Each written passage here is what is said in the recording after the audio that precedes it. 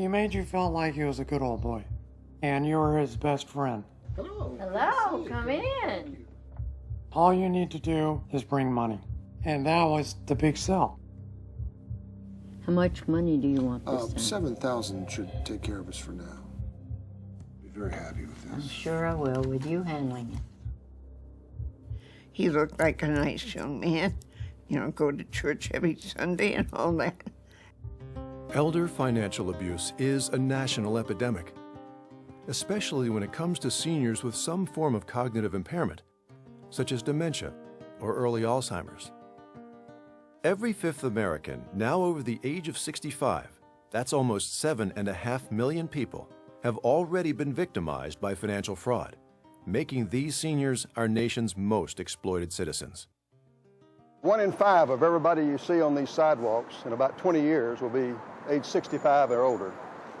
In 20 years after that, 50% of them are going to have some cognitive impairment, dementia, that will make them extremely vulnerable to being defrauded of their money. Each year, con artists swindle elders out of more than $2.5 billion. Being a victim of fraud can make you dead broke. Older people just don't have time to make up for the losses. Older people control 70% of the wealth in this country. So the money is there, and you have professional scam artists who know where the money is, and they've developed a great set of tools to go get it. Most licensed broker-dealers and investment advisors are legitimate, but there are a few bad apples, like there is in everything else in life. And they can really come forth with a product that sounds too good to be true, and it probably is, and they use it like you would an instrument of mass destruction. It's a very dangerous situation today, and it's getting more dangerous. People look at me and figure, number 1, she's old. Number 2, she's a woman. Number 3, she won't be able to do anything about it anyway. So why do we become more vulnerable to financial fraud as we age? What actually happens to our brains? The older brain shrinks in size. There's less fluid in it. It's not as big as it used to be. The neurons, electrical signals, the pathways for cognitive function are all impaired. Then when you overlay cognitive impairment on this normal age-related change, then you have an individual who is not fully capable of making sound financial decisions. Karen Wilson understands that all too well. She was incapacitated. She was in a situation where she was completely broke. She had no money left. Helplessly, she watched as her mother's cognitive capacity started to decline.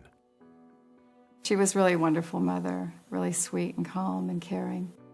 I'd taken her shopping, and we went into a jewelry store, and just for fun, like a breakfast at Tiffany's moment, I looked at a ring and I said, "I love this, do you?" And she said, "Yeah." She said, "I'll buy it for you." And I said, "Mother, it's like $60,000. And she goes, "That's okay, I have my checkbook." And I knew she was being serious, and I knew that she was not okay mentally.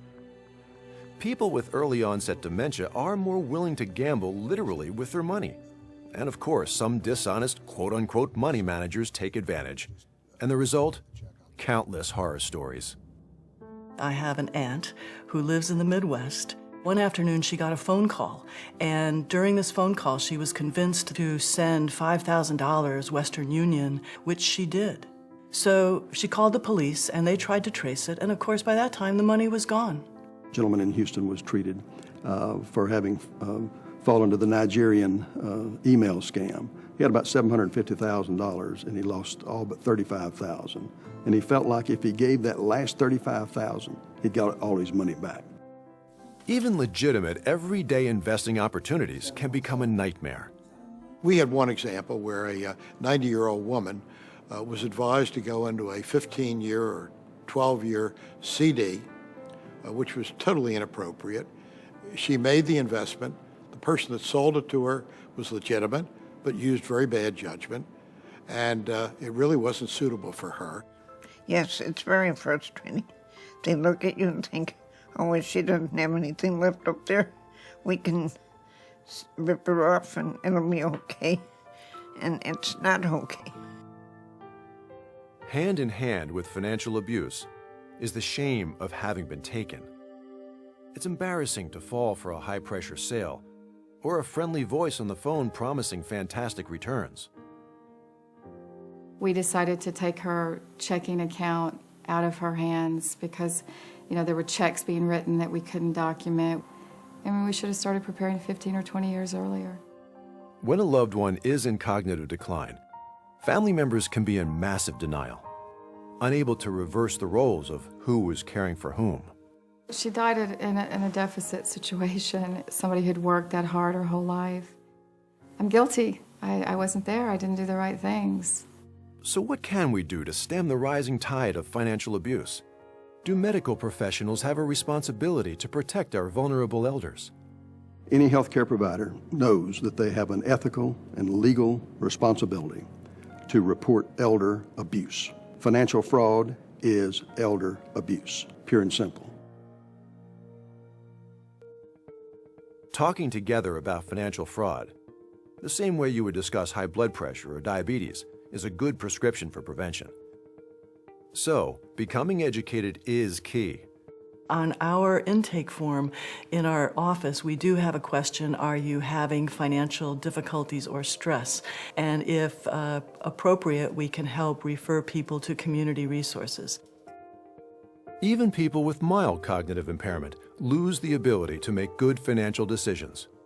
People with mild cognitive impairment can go to the opera, play golf, go out to dinner with friends, have fun, almost be like their old selves, with the exception of managing their money. They make financial errors 4 times that of persons who don't have mild cognitive impairment. There are signs that can help healthcare providers and family members identify a potential problem. Has a patient or relative become socially isolated? Have they made questionable financial decisions or been asked to change their will? Have you noticed deterioration in their ability to make daily decisions? The worst thing you can do is be disconnected and isolated.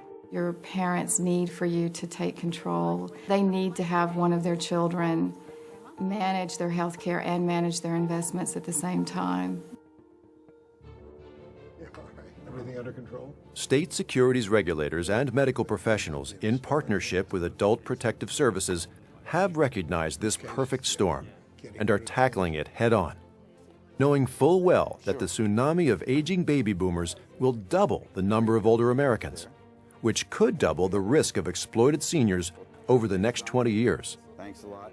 Everybody needs to stop and think of themselves as someday being a frail, older person and asking him or herself, what type of systems do I want to have in place when it's my turn? We know that it's difficult to get involved in somebody else's business. It's not fun. It takes time. There's certain liability involved, and we recognize that. And we at the state level are going to try to ease that so that it's minimal. That's our goal, is to help everybody have as good an old age as they can. I have complete faith in people. I keep thinking that maybe they just have had a bad day or a bad situation. You kind of hate to give up on people, so you just keep hoping that things get better.